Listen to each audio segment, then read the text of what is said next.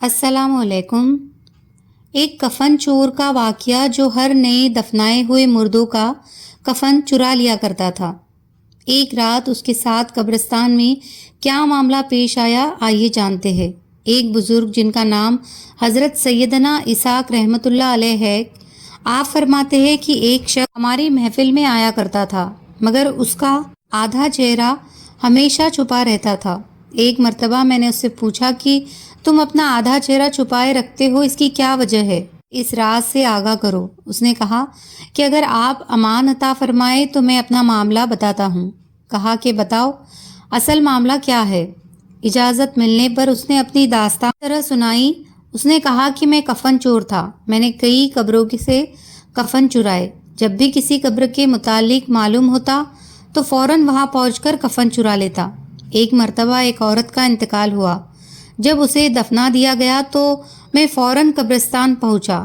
جب اینٹیں ہٹا کر کی ایک چادر ہٹائی اور دوسری چادر کھینچنے لگا تو اچانک اس عورت کی بے جان جسم نے حرکت کی اور چادر کو تھام لیا۔ میں نے کہا تمہارا کیا خیال ہے؟ تم مجھ سے جیت جاؤ گی؟ ایسا نہیں ہو سکتا۔ یہ کہہ کر میں گھٹنوں کے بل بیٹھ گیا اور پوری طاقت سے کفن کو کھینچنے لگا۔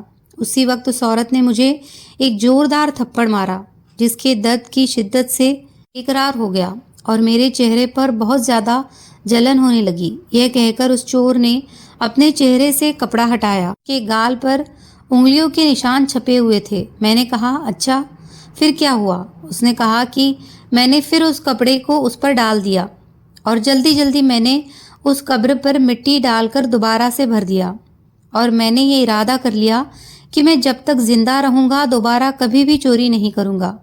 اللہ میرے سبھی گناہوں کو معاف فرمائے اور مجھے توبہ کرنے کی توفیق عطا فرمائے۔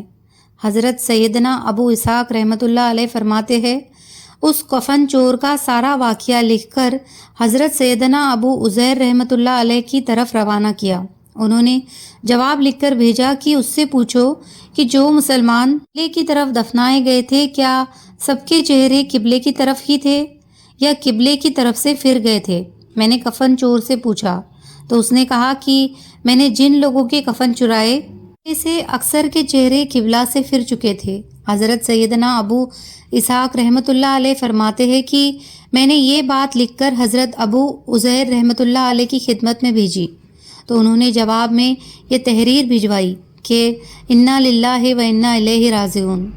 اسحاق رحمۃ اللہ علیہ جن لوگوں کے چہرے قبلہ سے پھر چکے تھے ان کا خاتمہ سنت پر نہیں ہوا۔ پیارے دوستو، اللہ ہمیں اپنی حفظ و امان میں رکھے اور ہمارا خاتمہ حضور صلی اللہ علیہ وسلم کی سنتوں پر عطا فرمائے۔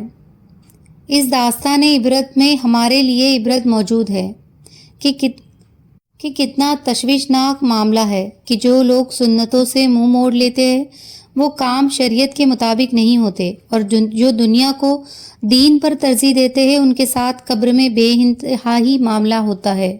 دوستو، قبر آخرت میں لمحہ بھر کا عذاب بھی برداشت سے باہر ہوتا ہے۔ ہمارے نازک جسم جہنم کی بھڑکتی ہوئی آگ کا مقابلہ نہیں کر سکتے۔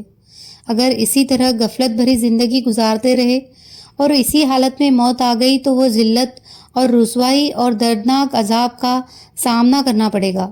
میرے دوستو، جلد سے جلد اپنے گناہوں سے توبہ کر لیجئے اور رو رو کر اللہ تعالیٰ سے معافی مانگ لیجئے۔ اللہ تعالیٰ ہم سب کو ہمارے سب کے گناہوں کو معاف فرمائے۔ آمین۔